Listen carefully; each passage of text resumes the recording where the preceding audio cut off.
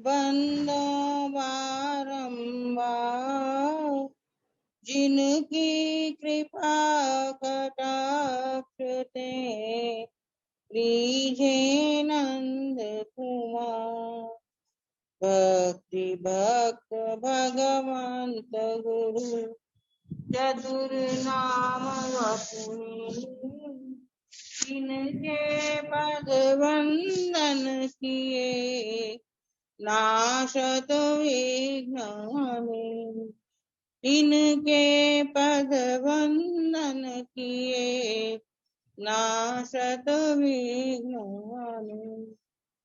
राधा करावचित पल्लव वल्लरी के राधा पदांक विलसन मधुर स्थली के।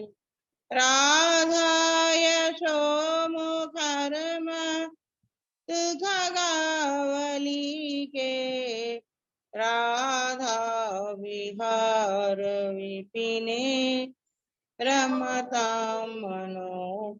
श्री राधा विहार विपिने रमतां मनो। बोल बरसाने वाली की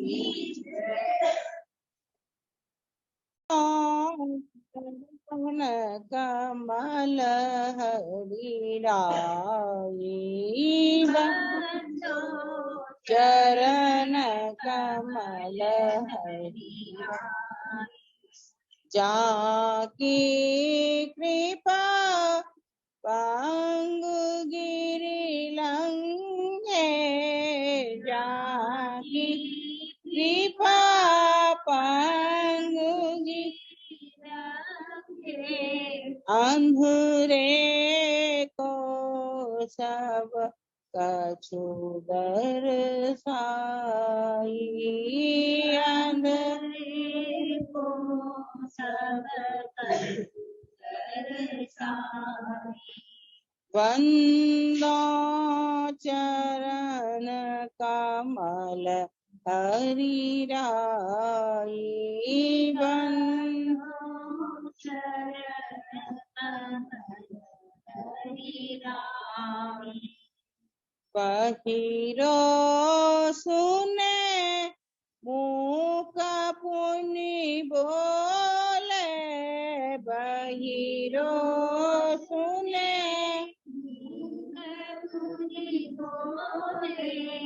रंग चले सिर छत्र धराई। रंग चले सिर छत्र धराई। सूरदास स्वामी करुणामय। सूरदास स्वामी करुणामय। बारंबार नमो तिहि पाई। बारंबार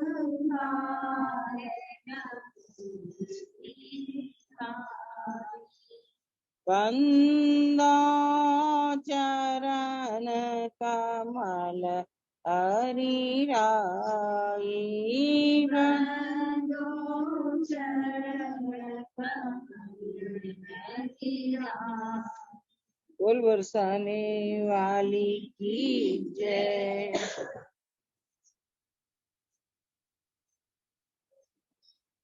किधर की यात्रा होगी आज? शास्त्रकारीन कैसे चढ़ता है?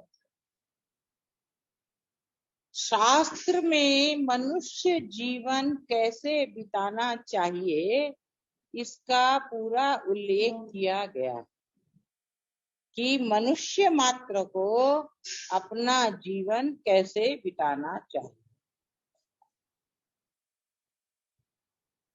प्रातः काल उठना, सूर्योदय के पहले स्नान करना, तुलसी जी और सूर्य भगवान को जल देना, घर में ठाकुर हो तो उनकी पूजा करना, नियमित कुछ पाठ करना और निरंतर जप करना, ये शास्त्रों का मूल सार है। संयमित जीवन का शास्त्रों में बहुत अधिक जोरदार उल्लेख है कि जीवन को संयमित रखना चाहिए। अब पहले से हम चलते हैं। ब्रह्म मुहूर्त में उठना। ब्रह्म मुहूर्त लिया जाता है 2:30 से 4:30, पर उसके बाद अगर हम 5 बजे तक भी उठते हैं तो सूर्योदय के पहले उठते हैं।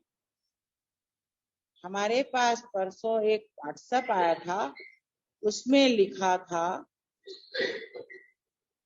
3 बजे का स्नान। मेरे को जितना याद है, पूरा याद नहीं है क्योंकि मैंने चलते चलते पढ़ा था, वह ऋषि स्नान है। 4 बजे का देव स्नान है। 5 बजे देव स्नान, 4 बजे तक ऋषि स्नान, 5 बजे देव स्नान। देव से ऋषि स्नान का ज्यादा महत्व दिया गया है। 5 बजे ऋषि स्नान, 6 से 8 मनुष्य स्नान। 5 से 6 अगर आप स्नान करते, हाँ 5 से 6 मानव स्नान, 6 से 8 नहीं, 8 के बाद राक्षस है। 8 बजे था मनुष्य। हाँ, 6 से 8 मानव स्नान है।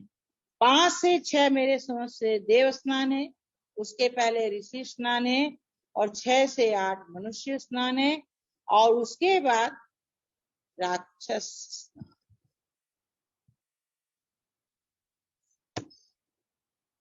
तो हमें 6 के पहले स्नान कर लेने का आदेश शास्त्र देते।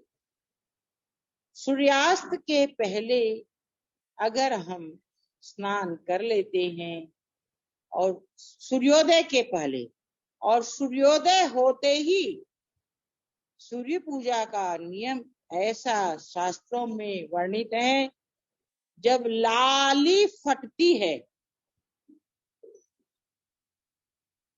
तब उसको जल देना चाहिए। सूर्य भगवान उगते सूर्य को, उसमें बाल सूर्य होते हैं, तीव्रता नहीं आती, उनमें उग्रता नहीं आती, उस समय बहुत शांत रहते हैं, उस समय सूर्य भगवान को जल देना। सूर्य भगवान को जल देने का एक मंत्र अपने लोगों के इसमें लिखा हुआ है। शास्त्र में उनके हर रूप में दिन में 5 बार का दिया गया है। इस समय ये मंत्र से, इस समय इस मंत्र से, इस हमको बाकी नहीं आता, केवल एक आता है। ओम घृणी सूर्याय नमः। ओम घृणी सूर्याय नमः। ब्रह्म स्वरूपिणे इदम अर्घ्य श्री सूर्याय।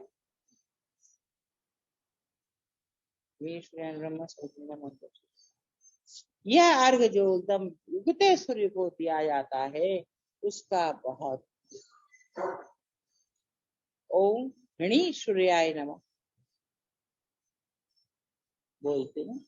घृणी उगते बाल, और उसके बाद 5 बार मंत्र जपना चाहिए। घृणी सूर्य आदित्यो, घृणी सूर्य आदित्यो, घृणी सूर्य आदित्यो, घृणी सूर्य आदित्यो, घृणी सूर्य आदित्यो। ये 5 बार या 8 बार? 8 बार का है, 5 बार भी है, ठीक है। ये मंत्र जप के सूर्य भगवान को अर्घ देना चाहिए। तुलसी पूजन करना चाहिए, देव पूजन करना चाहिए, उसके बाद अपने नियमित कुछ पाठ करने चाहिए, उसके बाद घर के काम में लगना चाहिए। काम करने से पहले, प्रारंभ करने से पहले एक प्रार्थना नित्य कर्म उपासना में अपने दी गई है। कर प्रणाम तेरे चरणों में, लगती हूँ अब तेरे काज। पालन करने को तब आज्ञा मैं नियुक्त होती हूँ आज। पालन करने को मतलब इसके बाद हम जो करेंगे वो आपकी आज्ञा का पालन करेंगे, ये शास्त्र आज्ञा। इसके बाद शास्त्र आज्ञा देता है व्यवहार में शुद्धि रखना चाहिए, मिथ्या भाषण नहीं करना चाहिए, किसी का धन नहीं हड़पना है। ये जितनी सदाचार की बातें आती हैं ये सारी शास्त्र में वर्णित। किसी को धोखा मत दीजिए, काम क्रोध मोह लोभ सर्वथा त्याज्य हैं, इनका त्याग कर दे। अगर हमारे में कामना नहीं रहेगी तो हमें जगत की वस्तुएं प्रलोभित नहीं कर सकती। जगत की वस्तुएं जब हमें प्रलोभित करती हैं तब हमें न मिलने पर गुस्सा और मिल जाए तो उसमें मोह हो जाए। काम क्रोध मोह, लोभ आता है, एक मिल गया तो हमारी दूसरी कामना उठ के खड़ी हो जाती है। काम क्रोध लोभ मोह ईर्ष्या। हमको कोई चीज प्राप्त नहीं हो सकी और वो चीज दूसरे ने खरीद ली। एक छोटा उदाहरण दे, गलत भी हो सकते हैं। अब हम किसी दुकान पर गए, कोई साड़ी हमने देखी, हमें बहुत पसंद आ गई। दुकानदार ने कहा 5,000, हमने कहा 3,000। दुकानदार ने कहा कम नहीं होगी। हम गुस्से में छोड़कर चले आए।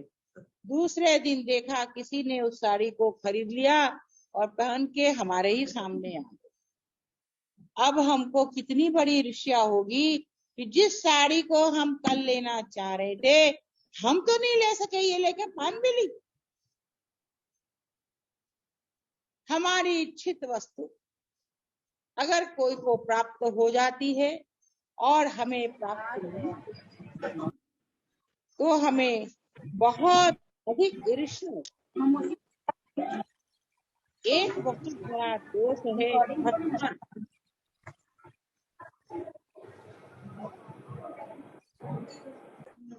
मत्सर और ईर्ष्या में बहुत फर्क है। ईर्ष्या मोटा स्वरूप है जो हमें दिखता है कि हमारी उससे ईर्ष्या हो रही। हम किसी से बहुत अच्छी दोस्ती कर रखे हैं और हम जिसको नहीं चाहते उसने भी उससे दोस्ती कर ली, फिर तो मेरी ईर्ष्या का कोई अंत ही नहीं रहेगा। हो सकता है उसको हम समझाएं कि तुम उससे दोस्ती तोड़ दो, ना तोड़े तो हम ही तोड़ सकते। ईर्ष्या यहाँ तक हमें पतन के गड्ढे में गिरा दी। मत्सर बताया गया है, हलवा बनाते हैं ना, हलवा बनाने के बाद जब कढ़ाई को मल लेते हैं उसमें कुछ चिकनापन रह जाता है, वह होता है मत्सर। काम क्रोध लोभ मोह ईर्ष्या पांचों हम छोड़ दिए, उसका जो अंश हमारे हृदय में रह जाता है उसको कहते हैं मत्सर। ये मत्सर छूटना बहुत कठिन। बाकी चीजें तो किसी प्रकार हम छोड़ भी देते हैं थोड़े बेसी रूप में, पर मत्सर नहीं छूटता। जो छूटा उसकी स्मृति हृदय में रह जाए।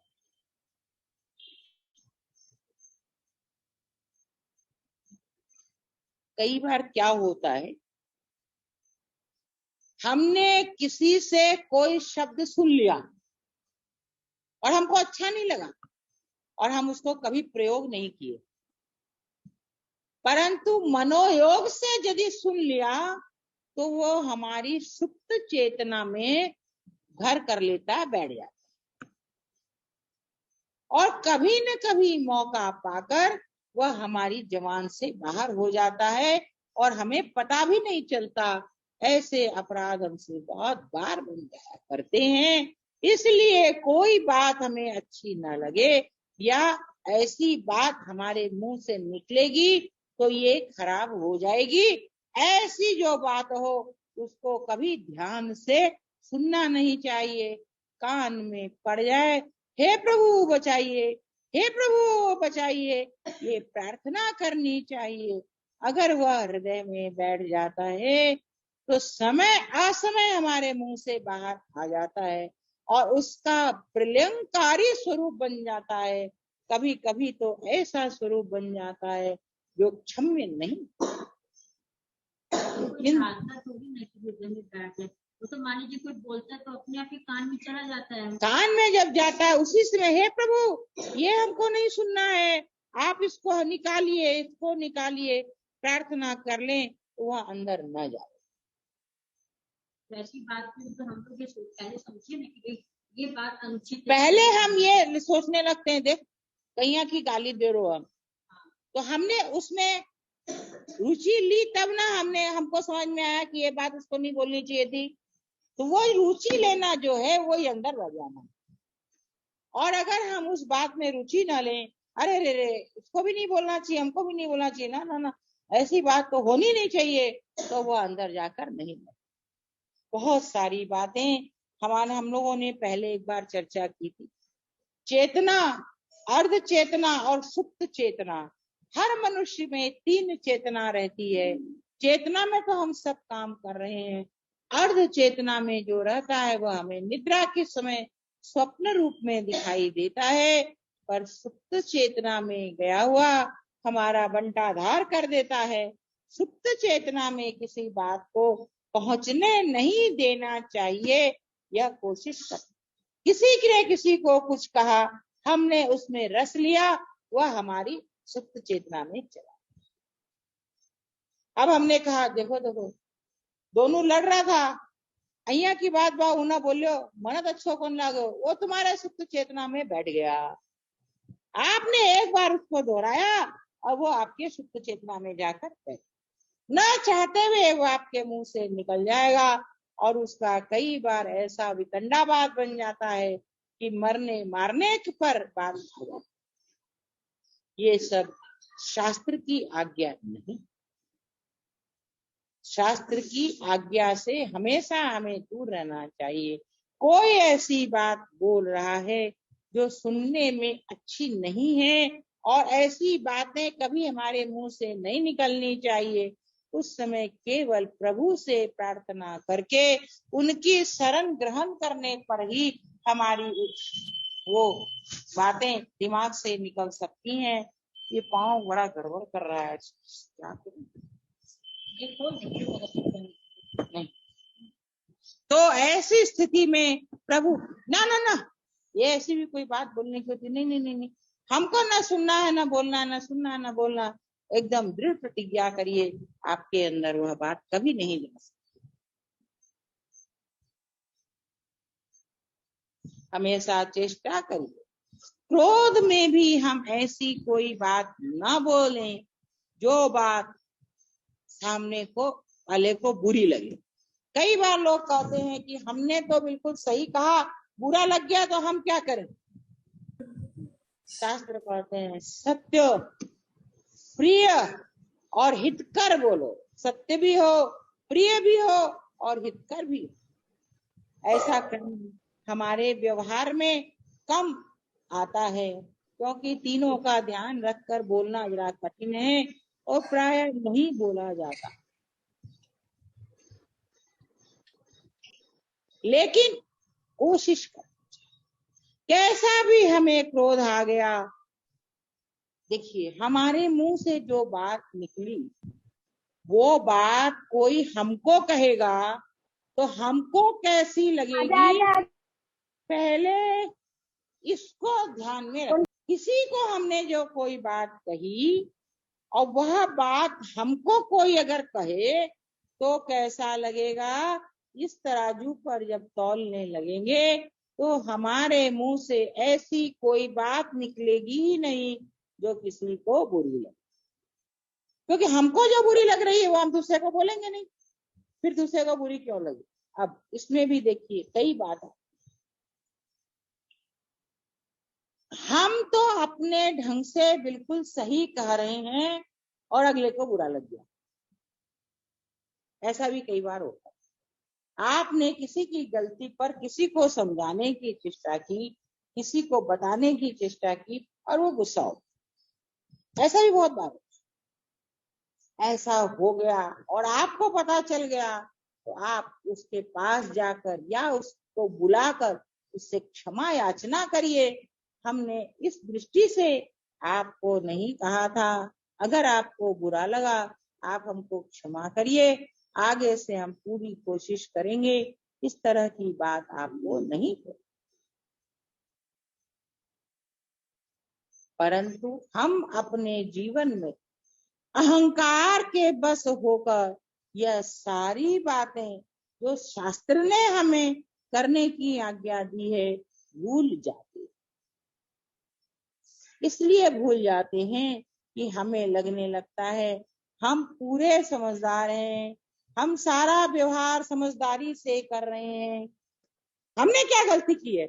हमारी तो कोई गलती हो ही नहीं सकती। क्या गलत कह दिया? आपको लग रहा है, हमारी दृष्टि में नहीं। हमारी माता जी ने हमको कई बार ये बात समझा, फिर भी हम अपनी बात पर अड़े रहे कि आप गलत कह रही हैं। माता जी नहीं मानी, हम भी नहीं माने, दोनों में संघर्ष चलता रहेगा। वह संघर्ष अंत नहीं हुआ।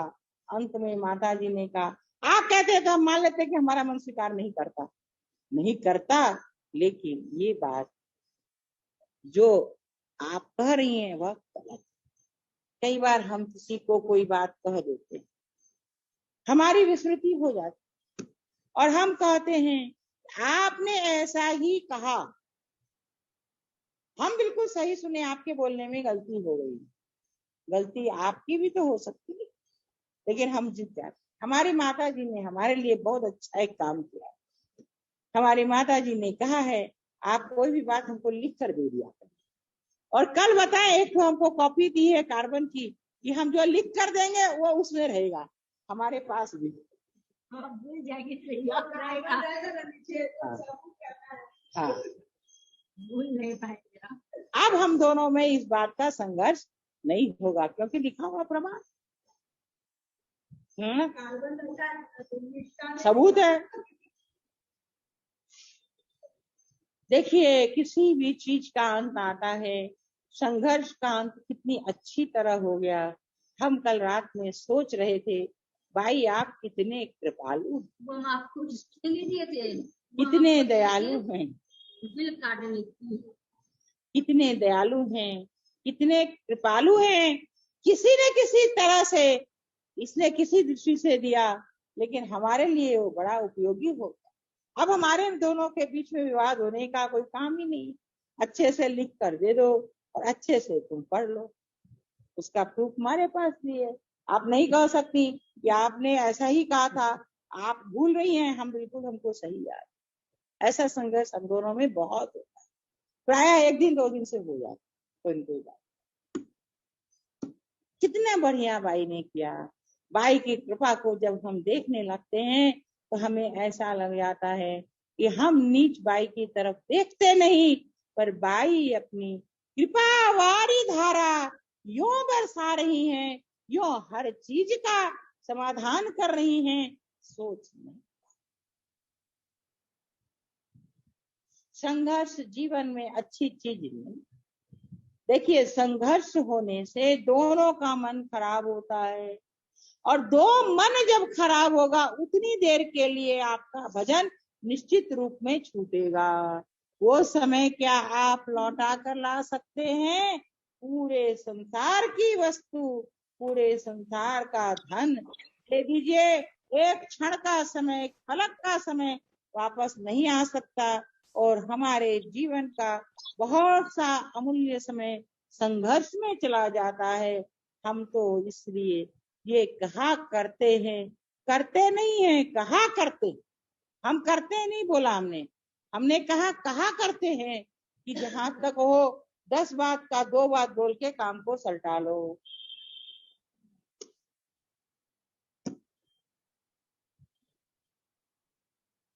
घर में रहिए, किसी मित्र के घर जाइए, कहीं दूसरी जगह जाइए या हमारे आश्रम में आइए, हमेशा यह सोचिए ये काम मेरा है और हम कर, किसी पर एहसान मत कर।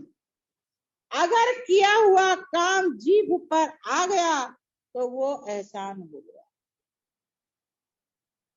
हमने ये किया, अगर आपने ऐसा दोहरा दिया तो सामने वाले पर एहसान हो गया। अब अगर एहसान आपका अगले ने नहीं चुकाया तो आपको जन्म लेना पड़ेगा कि नहीं? क्योंकि वह अपने एहसान को जब तक नहीं चुकाएगा तब तक तो आपको रहना ही पड़ेगा ना। नहीं समझे? आप बोल दिए तो आपको तो एहसान चढ़ता, जब तक अब हम अपना एहसान चुकाएंगे करना पड़ेगा। तो हम एहसान किसको चुकाएंगे? आप रहेंगे उस धुनी को ना, तो आपको भी जन्म लेना पड़ेगा, हमको भी लेना पड़ेगा। ये बहुत सूक्ष्म बातें हैं जिनके कारण हम अपने आप स्वयं को बांध लेते।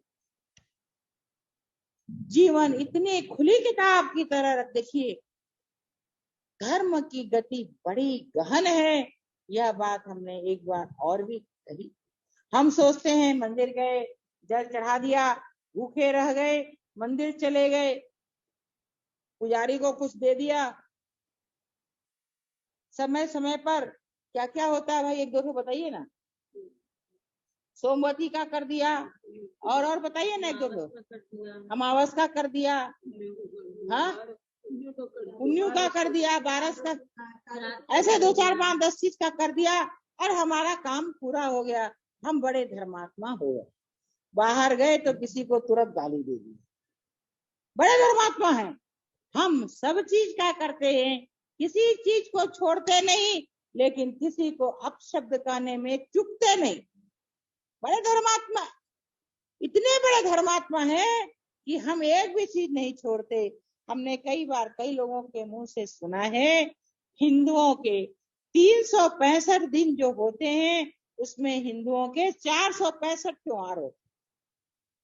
तो सब त्योहार हमने ढंग से किया है, कुछ भी नहीं छोड़ा है, पर किसी का दिल दुखाना भी नहीं छोड़ा है, वो दुखाते हैं।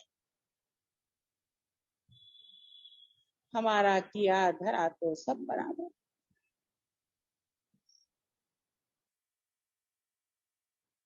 ये सारी शास्त्र की आज्ञा है, जिसको मानने के लिए आज जगत में 1% व्यक्ति भी तैयार नहीं है, शास्त्र आज्ञा को मानने के।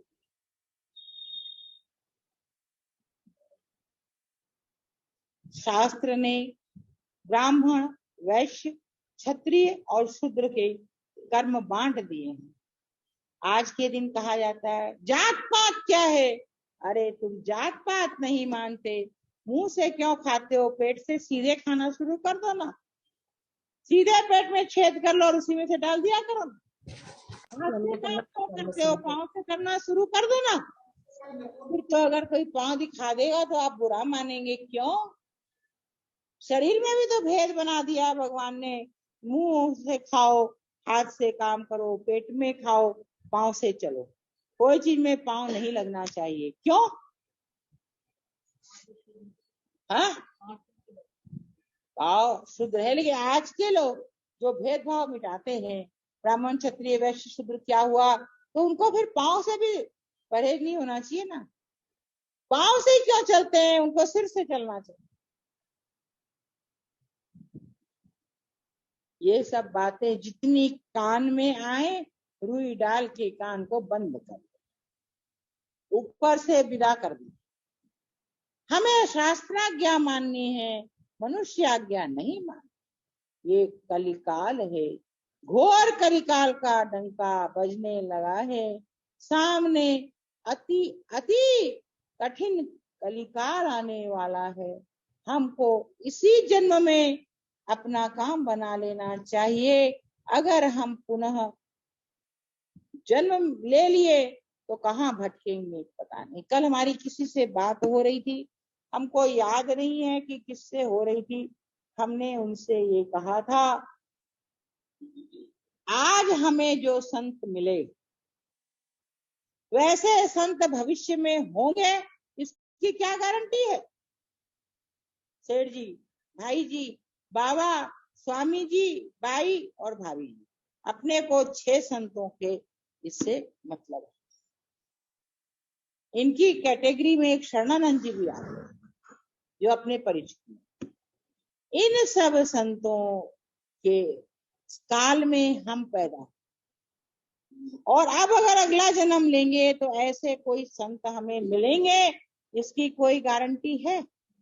और हम जब जन्म लेंगे तो किसी के चंगुल में तो फंसी जाएंगे, तब मेरा क्या होगा? तो कल हमसे इसी बात पर किसी ने प्रश्न किया था, हमें बिल्कुल भी याद नहीं है हमारी किससे क्या बात हुई। हाँ, कुछ ऐसी बातें हो रही थी, फिर आप ही ने प्रश्न किया था क्या भागवत जी के बारे में बता रहे थे ना कि इन्होंने प्रश्न किया माता जी ने कि मान लीजिए हम पर अभी संतों की कृपा हुई है और हम संत के हो गए, उसके बाद अगर किसी कारणवश हमारा जन्म हो तो क्या वो संत हमको अवश्य संभालेंगे, पर वह संत कर्म मेरा नहीं रोक सकते। रोकते तो वो इसी जीवन में क्यों नहीं रोकेंगे? कर्म करने के लिए मनुष्य स्वतंत्र है। रामायण जी में तुलसीदास जी ने लिखा है, कर्म प्रधान विश्व रचि राखा, जो जस करहि सो तस फल चाखा। ये क्या है? तुलसीदास जी की वाणी मिथ्या हो जाएगी? जो कर्म हम कर रहे हैं उसका फल तो हमको चखना ही पड़ेगा ना। तो अगर हम आज कोई गलत काम कर रहे हैं, हमें संत उससे कैसे रोक सकते हैं? क्योंकि हम कर्म जगत से बंधे, कर्म जगत से ऊपर हम नहीं उठे हैं, इसलिए कर्म के लिए हम स्वतंत्र।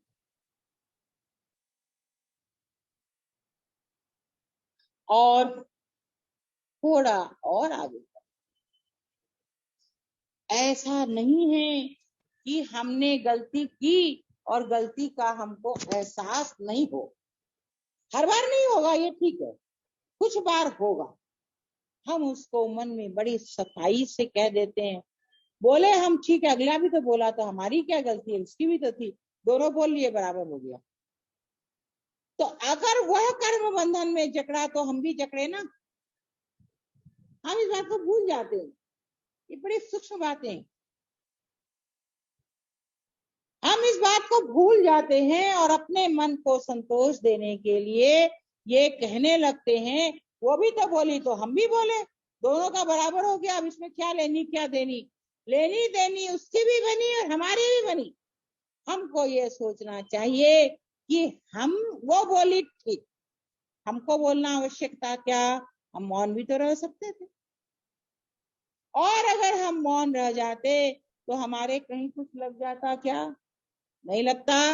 तो हमारा ऐसा कौन सा आकाज हो रहा था जो हम मौन नहीं रह सके? केवल हम अपने अहंकार के बस होकर, सामने वाला बोलेगा तो हम चुप कैसे रह जाएंगे? हमारी माता जी हमको कई बार समझाती, बोले कोई बोलेगा तो चुपचाप कैसे सह लेंगे? इसका मतलब तो ये है कि कोई एक बोले, चार बोले, 10 बोले, सुनते रहो चुपचाप। ऐसा भी कभी हो सकता है? ऐसा ही होगा, तब हम कर्म बंधन से मुक्त हो जाएंगे।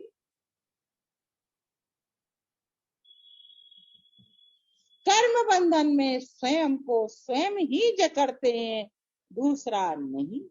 जी कोई बोलता है सामने तो हम तो उसके प्रश्न का उत्तर देते हैं। उत्तर मत दीजिए, आप उत्तर नहीं देती हैं, आप पूरा प्रश्न होने के पहले भी उत्तर दे देती हैं और कहती है हमने ऐसा समझा इसलिए उत्तर दे दिया। सामने वाला क्या बोल रहा है ये पूरा आप सुनती हो? तभी कर होता है, सामने वाला अंतन बोलता है तो हम आप चुप रह जाइए, आपका कुछ नहीं बिगड़ा। कुछ देर के बाद आप जाकर कहिए, देखिए हम उसमें चुप रह गए, आपने ऐसा कहा मुझे अच्छा नहीं लगा, आपको ऐसा नहीं बोलना चाहिए। सामने वाला भी शांत है और आप भी शांति से बोलो, और उसमें बोलेंगे तो अगला भी उग्र है, आप भी उग्र होके बोलो, तो आपका कर्म बंधन बना ना। आपको अगले से क्या मतलब, अपने से मतलब रखिए, आपका कर्म बंधन बना ना। वो बोला उसमें चुप होके निकल, बाद में उसको समझा दीजिए, देखिए आपने उसमें ऐसी बात कही, हमको ये बुरा लगा, ऐसा नहीं ऐसा था, ऐसा आगे के लिए ऐसा होना चाहिए। फिर भी न माने तो छोड़, पर हमसे कोई अपशब्द ना निकल, क्रोध पर क्रोध ना निकल जाए, यह बहुत जरूरी है। अभी हमारी माता जी यहाँ से उठकर कहेंगी, आप सत्संग में तो बड़ा लंबा लंबा व्याख्यान देती हैं और आप कितना गुस्सा करती, कहेंगी ना, कहने ही वाली हैं। बोले नहीं पर मन में तो जरूर। हाँ, बोले चाहे ना बोले, मन में तो जरूर आ जाए। दो बात हमारे साथ, दो बात। हमें बाई ने जो जिम्मेदारी सौंपी, सेवा की, हमें बहुतों को लेकर चलना है। हमारे पास वहां यहाँ मिला के 10 स्टाफ,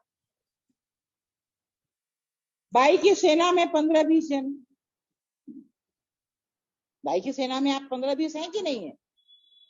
उसके बाद आने जाने वाले हैं, उसके बाद हमारे ये कीर्तन मंडली 27 तो है।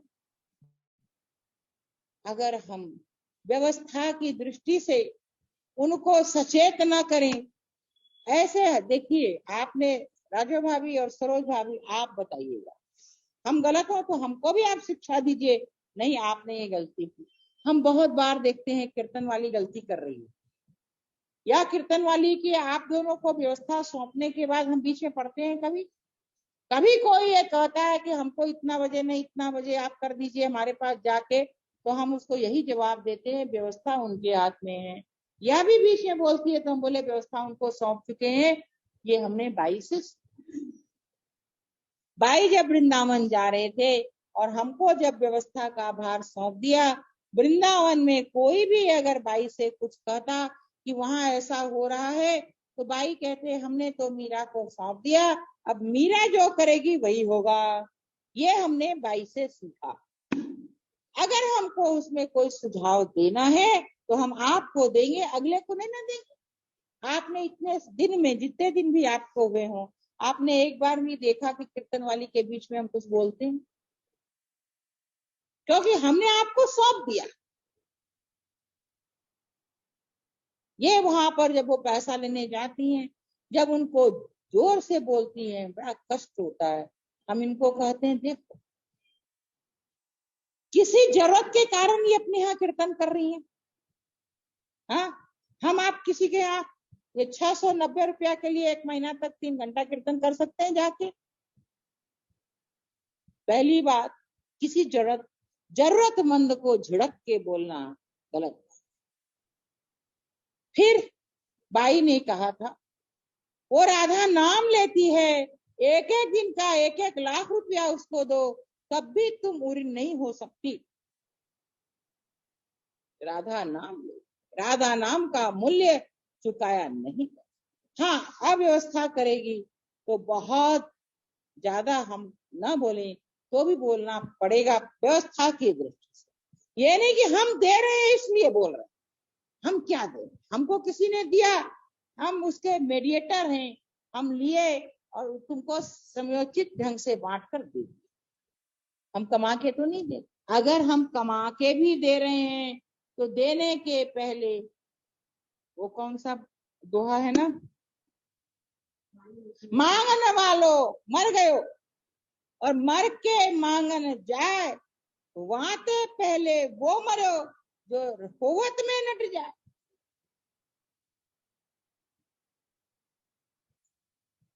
और एक है ताते नहीं, वो लोग भरम उस पे धरे, ताते नहीं। देने वाला देत है, देत रहे दिन रैन, लोग भरम मुझ पे करे, ताते नीचे ने। देने वाला दे रहा है, लोग सोच रहे हैं हम दे रहे, हम कहाँ से दे रहे?